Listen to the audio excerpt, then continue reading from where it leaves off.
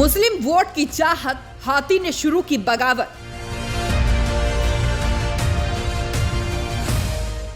पुराने चुनावों की दुहाई, मुस्लिम दलित की याद आई।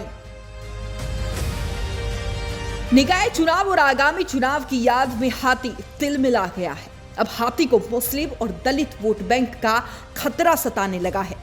उत्तर प्रदेश की सियासत में हाशिए पर जा चुकी बसपा सुप्रीमो अब अलर्ट हो गई है। अपनी सियासी जमीन को मजबूत करने के लिए मायावती मुस्लिम नेताओं से मुलाकात कर आगामी रणनीति तय कर रही है। हाल ही में मायावती ने पश्चिम के बसपा नेता इमरान मसूद से भी मुलाकात की है। इससे पहले भी बहनजी नेताओं के साथ कई बैठकें कर चुकी है। बसपा की नजर पसमानदा मुस्लिम और दलित वोट बैंक पर है। वहीं मुस्लिम वोट बैंक और दलित यूपी की सियासत में अहम भूमिका रखते हैं। बसपा सुप्रीमो मायावती इसी दलित मुस्लिम समीकरण के सहारे सत्ता में पहुंची थी, क्योंकि मुस्लिम और दलित वोट बैंक मायावती का कोर वोट बैंक का हिस्सा रहा है।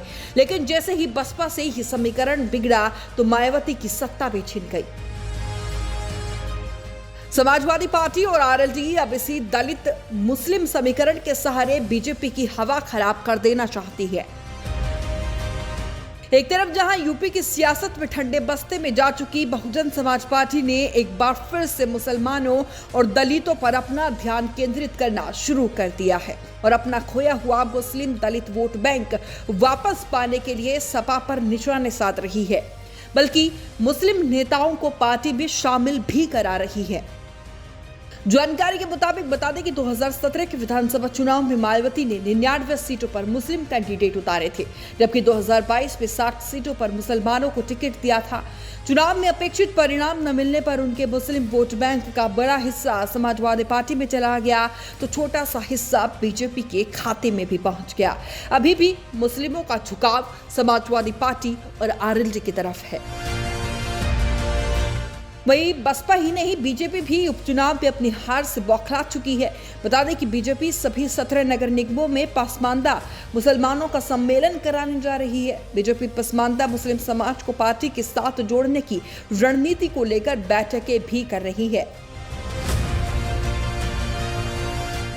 वहीं भले ही फिलहाल मायावती के पास खोने के लिए कुछ ना हो, लेकिन जिस तरीके से वो मेहनत कर रही है, अगर यूपी के करीब 20% मुस्लिम वोट बैंक में सेंधमारी करने में कामयाब हो जाती है तो खुद को मजबूत स्थिति में ला सकती है। 2024 के लिए जिस तरीके से बीजेपी को हटाने के लिए संयुक्त विपक्ष का ताना बाना बुन चुका है, मायावती न सिर्फ उसमें शामिल होने बल्कि सीट शेयरिंग के लिए भी खुद को तैयार कर सकती है। Bureau report, news 80 desk. Facebook और यूट्यूब के बाद अब आपका पसंदीदा चैनल न्यूज 80 डेली हंट पर भी फॉलो करें।